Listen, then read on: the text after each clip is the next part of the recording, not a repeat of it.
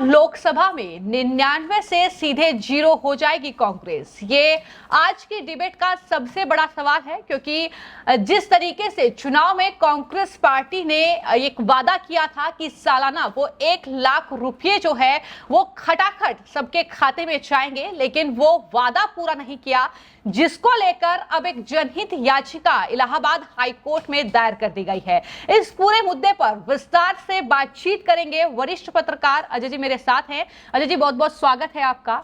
सवाल ये है कि इलाहाबाद हाई कोर्ट में जो ये जनहित याचिका दायर की गई है कांग्रेस पार्टी को लेकर, उनके वादे को लेकर, ये कितनी मजबूत है, कितनी मुश्किलें कांग्रेस पार्टी की इससे बढ़ने वाली हैं, और क्या मांग जो इसमें की गई थी कि ये चुनाव चिन्ह जो है जब्त किया जाए और इस पूरे मामले पर एक्शन लिया जाए, क्या लगता है कितनी मजबूत याचिका है? देखिए, मैं आपको बता दूं, ये याचिका इतनी मजबूत है कि निश्चित तौर पे इस पे ये लोग बुरी तरीके से, जिन लोगों ने खटाखट का वादा किया था, ये लोग कोर्ट में इनको बेल करानी होगी और जेल तक पोजीशन होगी। दूसरा, इनका मुआवजा होगा, इनको फाइन तो देना ही पड़ेगा और सजा भी होगी, और चुनाव चिन्ह बैंड होगा। ये निश्चित, इसमें चुनाव चिन्ह पे आएगी बात।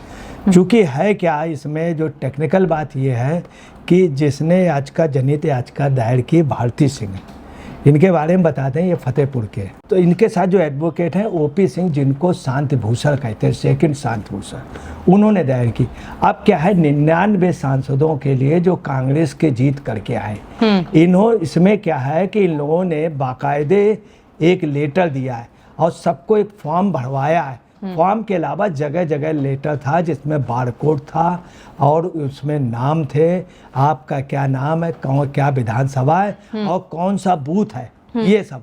और आपको उसमें बाकायदे वादा इन लोगों ने किया था कि 8,500 रुपये हम वो देंगे, प्रत्येक महीने भत्ता देंगे, और घर में एक महिला को 1 लाख रुपया देंगे, 1 लाख रुपए की और आमदनी कर देंगे, जितना कर्ज है माफ़ है।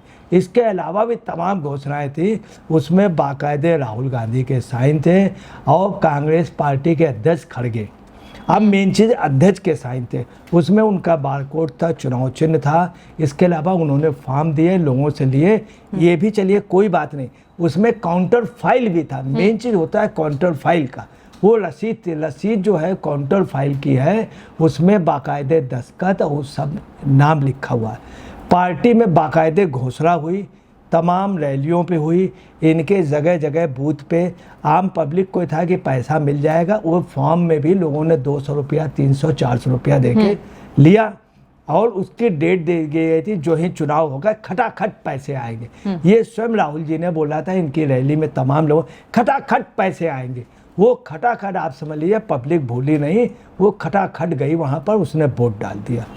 उसके बाद क्या हुआ, जब वोटिंग हो गई और जब काउंटिंग हुई तो पब्लिक वेट करती रही। उस समय कहा गया कि आपको पैसे मिलेंगे। जब रिजल्ट आए तो रिजल्ट में इनकी 99 सीटें हो गई। जब पब्लिक ने जगह जगह घेरा इन लोगों को, तो इन्होंने कहा क्या करें, हमारे सांसद पूरे आए नहीं, अगर सरकार बन जाती तो हम जरूर देते। लेकिन यहाँ पर सवाल ये उठता है कि ये जो याचिका दायर की गई है, इसमें आपने कहा कि जैसा कि वोट के बदले नोट की बात कही गई, लेकिन क्या जब याचिका पर सुनवाई होगी तो ये जो एक बिंदु होगा, ये महत्वपूर्ण होगा कि आपने वोट के बदले नोट की बात कही थी, आपने ये वादा किया था, और भले ही आप सत्ता में नहीं आए, लेकिन आपको जिन्होंने वोट दिया है, आपको उन्हें पैसा देना होगा। देखिए, पैसा इनको आप समझिए, पैसा भी देना पड़ेगा, फाइन भी देना पड़ेगा। उसकी वजह क्या है, इनके खिलाफ इतने जबरदस्त उसमें एविडेंस हो गए। इसके पहले भी कई याचिकाएं दायर हुई और कई लोगों की सदस्यता गई है। इंदिरा गांधी की 1975 में 25 जून को ऑनरेबल हाई कोर्ट के जस्टिस श्री जगमोहन सिन्हा ने बाकायदे सदस्यता से वो कर दिया था, प्रधानमंत्री पद से हटने के लिए कह दिया था, और ये भी कह दिया था 6 साल तक आप चुनाव नहीं लड़ सकते। इसके अलावा बता दें, यही वो सोनिया जी के साथ भी हो चुकी। सोनिया जी की एक बार सदस्यता जा चुकी, दोबारा चुनाव। यही जया बच्चन के साथ भी हो चुकी। अब आप आइए, इसके पहले लक्षद्वीप के जो सांसद इसके पहले थे, उनके साथ यही हुआ था पोजीशन। तो तमाम ऐसे इंडिया में मामले हुए। तीसरी आपको इसमें जो सबसे बड़ी बात आ रही है, उसमें आईपीसी की 1860 की 171 बी और 171 ई लगेगी। ये तो लगेगी, और जनप्रतिनिधित्व कानून भी लगेगा, लोक जनप्रतिनिधित्व कानून लगेगा, उसकी धारा के लोक जनप्रतिनिधित्व कानून के 1951 की धाराएं लगेंगी। उसमें कुछ धाराएं ऐसी हैं जिसका इनके पास कोई भी वो नहीं रहेगा, क्योंकि एविडेंस इतने मजबूत हैं। एक तो बाकायदे बार कोड वाला हो गया, वो हो गया। उसके बाद इन्होंने कहा कि हमें पूरा बहुमत नहीं मिल पाया, तमाम जगह। और आम पब्लिक इस पे आप समझ लीजिए ये आवाज़, हाई कोर्ट सुप्रीम कोर्ट भी ये देखती है कि अगर कोई जनता के मुद्दे तो उनके कान तक रहता है, और कि मतलब वास्तव में मुद्दा था, इसमें पब्लिक की आवाज़ आएगी अभी जब ये मुकदमे होंगे।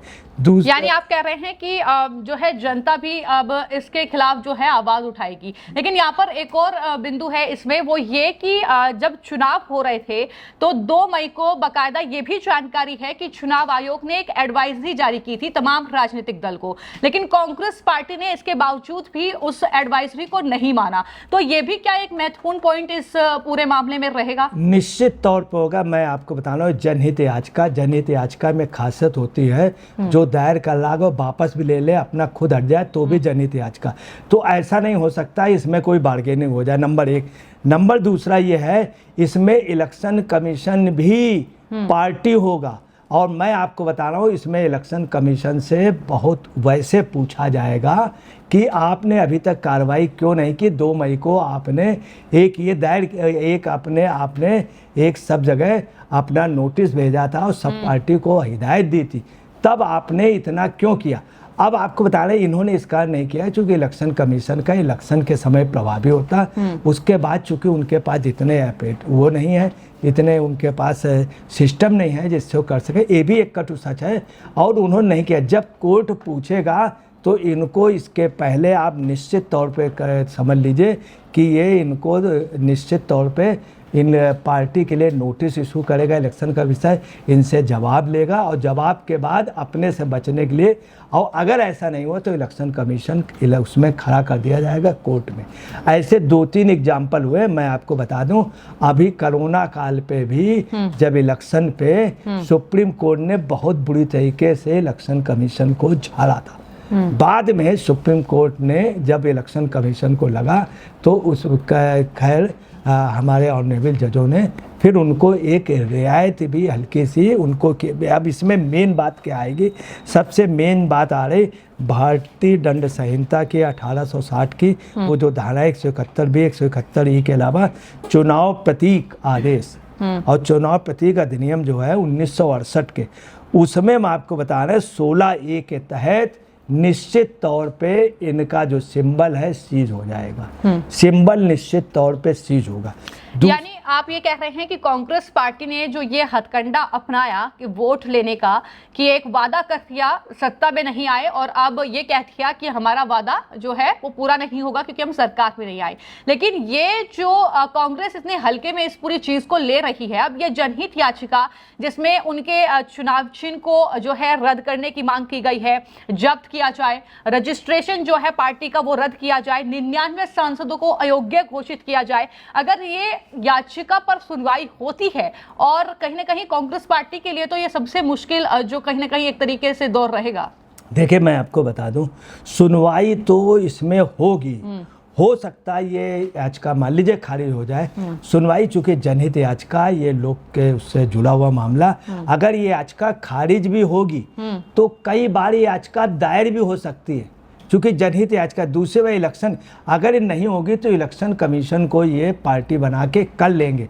अगर ऐसे भी नहीं होता है तो दूसरा एक सिस्टम ये है कि इसमें और भी जो है सप्लीमेंट्री चार्जशीट उनके खिलाफ कई प्रदेशों में एफआईआर हो सकती।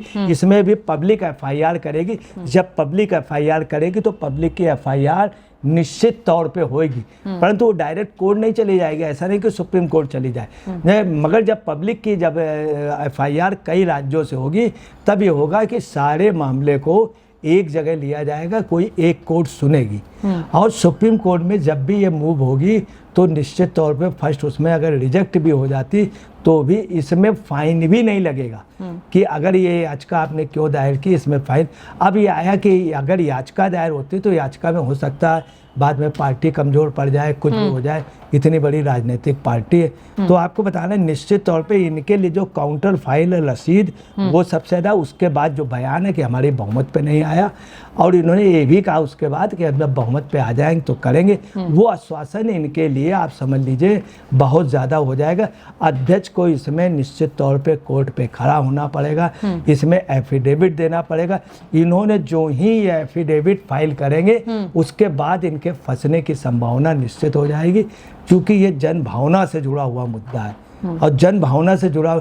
और आपको बता रहे हैं अगर ये मामला ना होता तो मैं आपको बता रहा हूँ आज नहीं कल नहीं तो परसों इसको निश्चित तौर पे स्वतः संज्ञान में लिया जाता, स्वतः संज्ञान में लिया जाता निश्चित तौर पे। तीसरी आपको बता रहे इस चीज़ को सुप्रीम कोर्ट ने भी वॉच किया है और इस तरह की वो नहीं जाना, एक इनडायरेक्ट वे पे इस तरह की बात भी आई है, कोर्ट के उससे आई। तो कुछ लोअर कोर्टों ने भी कहा कि भाई मैं इस पे इसलिए नहीं कर सकता हूँ, लोअर कोर्टों चूंकि आपने इस पे याचिका नहीं दायर की। अब समस्या ये है कि मान लीजिए नहीं होती, अगर 200 सांसद लिख देंगे या 90 सांसद से ऊपर लिख देंगे तो निश्चित तौर पे इस पे हो जाएगा और इसको पार्लियामेंट वो कर सकती है, जिसमें नहीं कहना चाहिए कि कोर्ट को भी सुनना पड़ेगा, निश्चित तौर पे सुनना पड़ेगा, क्योंकि इसका डिसीजन लोकसभा में हो सकता। और किसी भी मामले पे अगर कुछ सांसद नंबर आप एमपी अगर साइन कर देंगे तो सुप्रीम कोर्ट को भी उसमें वो बहुत हद तक उनका साइन प्रभावी होता। मगर यहाँ तक ये मामला नहीं आएगा, इसमें राहुल जी वगैरह, इसमें होगा क्या आप देखेगा खड़गे जी करेंगे रिजाइन। और चूंकि खड़गे जी के एज हो गए, उनके इसे पार्टी की रणनीति है कि खड़गे जी से रिजाइन करके और उनके उस पर कर देंगे कि आपका मामला।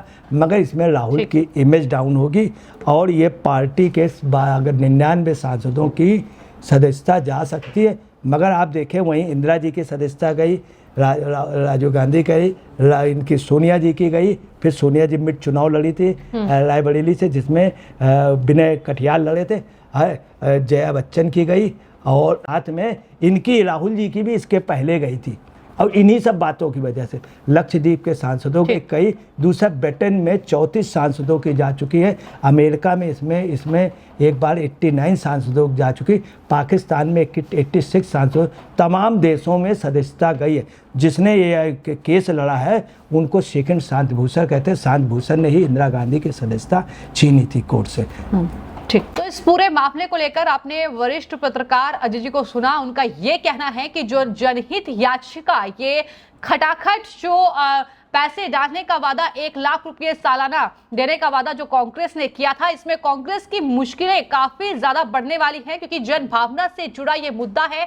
जनता के साथ धोखाधड़ी कहीं ना कहीं कांग्रेस पार्टी ने की है, तो इस पर जाहिर तौर पर कोर्ट संज्ञान लेगी और कांग्रेस पार्टी को जवाब देना होगा, जिसमें कांग्रेस की मुश्किलें बढ़ सकती हैं, वो अपने 99 जो उनके सांसद हैं वो गवा सकती है। फिलहाल आपकी इस पूरे मुद्दे को लेकर क्या राय है, वे कमेंट बॉक्स में जरूर लिखें। धन्यवाद।